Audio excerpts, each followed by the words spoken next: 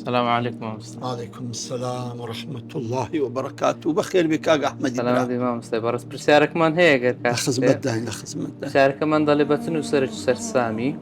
ولا برس بونوسر سرسامي وهروا بتايبتي بتكتيبة ونوسر سرسامي. بناوی خۆی گەورەی میهرەبان پێشەکی یاخۆ بەخێر بێن سەر هەردوو چاوانم پێ خۆشحاڵم ئەو بەرنامە نەوازە و جوانە ڕێکتان خستووە کە بەڕاستی زۆر گرینگە ئێمە لە ژیانی ڕۆژانی خۆماندا کە عمرێک لە ناو کتێب و لە ناو سەحوە و داوە بووینە حتمەن لە ئەسنای ئەو ممارەسەکردنی داوەدا خوێندنەوەی ئەو کتابانەدا بە کۆمەڵەکش سەرسام بووین و ئەوانە لە ناخماندا هەتا ئێستا بە سەمات و ئاساریان هەرماوە. ئەمن لەو زانا و دانا و عالمانەی کە ئەوانی کە قەدیم یەکی قەدیم دەڵێم یەکەکی نوێش دەڵێم معاصر دەرم ئەوەی قەدیمی بەڕاستی ئیبن القەیم الجەوزیە یعنی بەڕاستی یعنی دەتوانم بڵێم بە کتێبەکانی ئەم پیاوە هەموو دڵ و ڕوحمی ڕووناک کردەوە پاش قورئانی کەریم تەبعاً پاش کەلامی خۆی گەورە و فەرموودەی پێغەمبەری خوا عەلەیهی سەڵات وسەلام بەڕاستی ئیستیفادەم لێ کرد. یعنی لەبەرچی ئەم پیاوە ئەگە دێ سەر تەسکیە دێ سەر خاوێنکردنەوەی دڵ و دەروون دێ سەر خاڵی بەقوەتکردنی ڕوح دەتەوێت دڵ و ڕوحت پاکەیتەوە ئەو پیاوە فارسی ئەو مەیدانەیە ئەسب سواری ئەم مەیدانەیە سبحان الله خاصە لە کتێبی مەدارج السالکین بەڕاستی زۆر ئیستیفادەم لێ کرد و ئەو ئاخیرەش خوا خێری کاک عەبدولکەریمی بنووسی کردیە کوردی کە زۆر جوانی کورتە کوردی یەک دوو مامۆستای کەش عینەن وابزان مامۆستایەکی تریش لە سلێمانی ئەویش عینەن مامۆستا ئەحمەد محەممەد دەشتێکی ئەویش کردیە کوردی خوا جزای خێریان داتەوە بەس بەڕاستی ئەو وەختی ئێمە کە متاڵعەمان لێ دەکرد بە کوردی نەبوو و مختصەرەکەشی نەبوو بەڵام بەو ئاخرەی مامۆستایەکی بەغدایی هەیە أو وابزمنا عبد المنعمة أو كردية تهذيب مدارج السالكين چونك مدارج السالكين دائما عندك مناقشات كلامي وعندك اشتي قديمي تدا ما يعني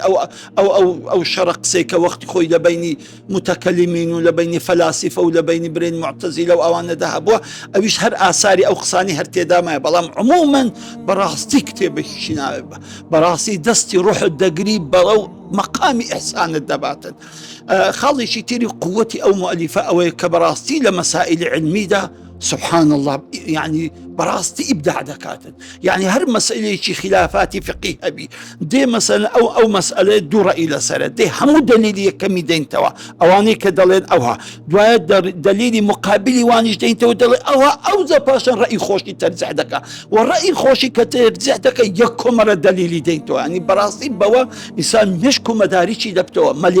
ملكي فقهي زيادة بيتن أما زور بيوصل طالب العلم كبراستي ملكي فقهي دروسك وزيادك عشقي فقه بي عشقي ليكولينو بي عشقي دليل بي عشقي أو بتشون أم مسألة لتسد دليلك استنباطيان كردو شوي استنباطك إكوا أما عقل ومدارج إنسان دكاتو أي زوليني تنزع أم بياوا براسي لم خالد زور بقوته راسته أما مسايك ابن تيمية بس بالروابك لابن تيمية للايمن بقوة ترى راس ابن تيمية إنكاري ناكر لفقه لعلم ده لوي زياتر معلوماتي أبو بلام لطرحي أفكار ده لطرحي مسائل فقهية براستي ابن القيم رحمة خالي بابن القيم الجوزي زور بياوشي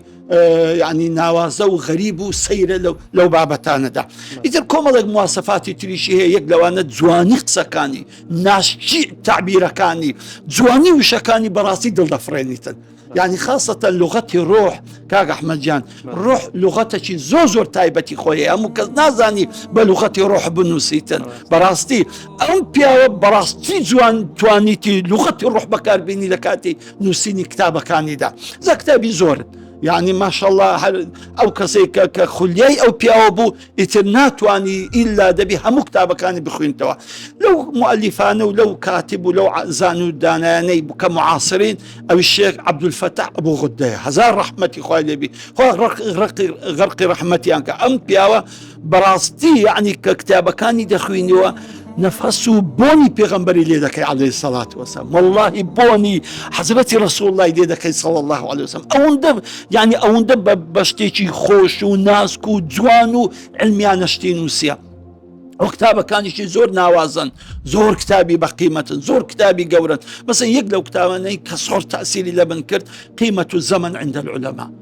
براستي كتابة خوش يعني كأو كتابم خيندو أو زازانم براسي أمن عمري خم همو بضايع داوا همو عمرم بفيروسو هتا كيل خريجي أو تنبالي بم ككتابة كيف خيندو براستي زانم كعمر زور بقيمة إنسان نبي يقدر قشيلي بخسر بدا يعني كتابة شي هي صفحات من صبر العلماء يعني براستي أو كتابة بيويسته همو دانايك همو زانايك همو عالمك همو بانخوازك أو كتابة بخينتوا كأو كتابة دخيني أو زادزاني أو كتاباني لبندستن أو علماني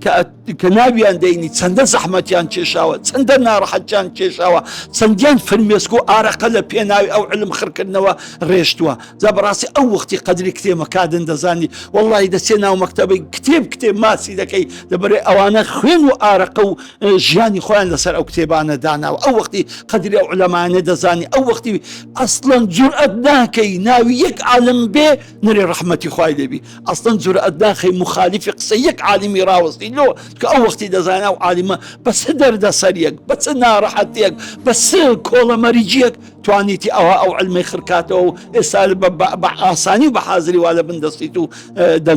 دخوينيو زبراسي أم عبد الفتاح أبو غدي رحمتي خواهي بي براستي توانيتي أم جورة كرابانا بيشكشي إما بكا خالشي تيري قوتي أم بياوة أوي كأم كابرين محدثة سبحان الله براستي دستيشي بالاي هي لنسيني حديث لتحقيق حديث يعني خاصة أو كسي خريج علمي حديث بي كاكبونو برامي حزرتي رسول الله لبودي صلى الله عليه وسلم زبراستي أو زور استفادة لدكيو لي بهرمان دبي يتر علماء كزور بلام أم دوانا بتهيبات كلا ناخي من دا لروحي من دا لمشكو لا نفسيتي من دا براسي زور زي خوان كريتو كاري قربون هم ابن القيم الجوزي رضا ورحمتي خوان لبي هم الشيخ عبد الفتاح أبو غدة رحمتي خوان لبيتن دستان خوش بي إمام مستر سالم جزاكم الله خيرا ممنون إمام مستر